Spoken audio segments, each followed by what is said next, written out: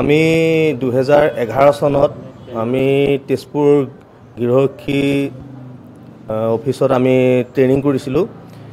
আমাৰ ট্ৰেইনিঙৰ সময়ত আমাৰ কামাণ্ডেণ্ট আছিলে দুৰ্গা প্ৰসাদ বৰদলৈ। এতিয়া ট্ৰেইনিং কৰি থকা পাছত আমি 1 মাহ ট্ৰেইনিং কৰাৰ পিছত আমাক ইলেকশ্যন ডিউটিত পঠালে। ইলেকশ্যন ডিউটি কৰিলোঁ। ইলেকশ্যন ডিউটি আমাৰ হাতত এয়া কামাণ্ড চাৰ্টিফিকেট, এইখন আমাৰ চাৰ্টিফিকেট।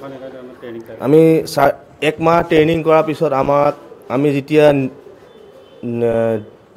ডিউটিৰ কাৰণে আমি আহিলোঁ, 1 মাহৰ পিছত আমাক ডিউটিৰ কাৰণে মাতিলে। ডিউটিৰ কাৰণে আহিলোঁ। ডিউটিৰ কাৰণে অহাৰ পিছত নতুন কামাণ্ডেণ্ট আহিল। নতুন কামাণ্ডেণ্টৰ ওচৰত আমি যেতিয়া চাৰ্টিফিকেট শ্ব' কৰি পেলাই আমি ক'লোঁ, ছাৰ আমাক ডিউটি লাগে।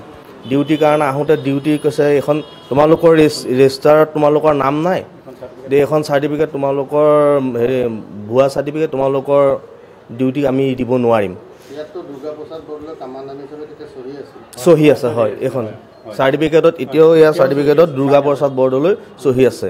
গুৱাহাটী হেডকোৱাৰ্টাৰ DG অফিচত আমি গৈ কমপ্লেইন কৰিলোঁ। আমি কেছ কৰিলোঁ। কেছ কৰাৰ পিছত 2 মাহৰ পিছত আমাৰ DG অফিচৰ পৰা এখন কাগজ আহিল। তালৈ গ'লোঁ, DG অফিচলৈ মাতিলে। আমি সকলো 220 জন জোৱান গৈছিলোঁ। 220 জন জোৱান যোৱাৰ পিছত তেওঁ ক'লে, তোমালোকে হেৰি নকৰিবা, আমি যিমান পাৰোঁ 6 মাহৰ ভিতৰত তোমালোকৰ চাকৰি আমি ক্লিয়াৰ কৰাৰ চেষ্টা কৰি আছোঁ। সেইখিনি ভুৱা নাছিলে। তাৰে আধা হ'ল, আধা তাৰমানে ধৰ হেৰি কৰিলে, তাৰমানে ধৰ হেৰি চাৰ্টিফিকেট দিলে আৰু অৰিজিনেল চাৰ্টিফিকেট দিলে, আমাক মানে ভুৱা চাৰ্টিফিকেট দিলে আৰু আমাক জইন কৰিব নিদিলে। আমি কিন্তু ইলেকশ্যন ডিউটিও মাৰিছোঁ আৰু প্লাছ তাৰমানে ধৰ হেৰি কৰিছোঁ, এডাল ট্ৰেইনিং কৰিছোঁ আমি পূৰা কমপ্লিট। নাপালোঁ ৰিজাল্ট। DG অফিচত একো DG অফিচৰ ৰিজাল্ট মানে মই DG অফিচত দিয়া নাই। মোক তাৰমানে গৈছিলোঁ, মই 3 বছৰৰ মূৰে মূৰে তাৰমানে হেৰি হৈ থাকে, ট্ৰেইনিং এটা হৈ থাকে। মই ট্ৰেইনিংটো মাৰিব গৈছিলোঁ। তেতিয়া মোক এজনী বাইদেউ আছিলে। বাইদেউজনীয়ে মোক ক'লে, তুমি হাইকোৰ্ট কৰিবলৈ, তেতিয়াহে তুমি তাৰমানে ধৰ হেৰি পাবা, ডিউটি পাবা তুমি।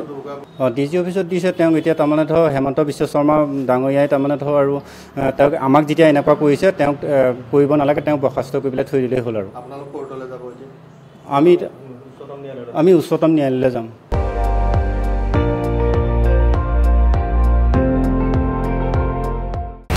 আপুনি চাই আছে ND24, সৰ্বশ্ৰেষ্ঠ নহয়, সৰ্বোত্তমৰ দৌৰ।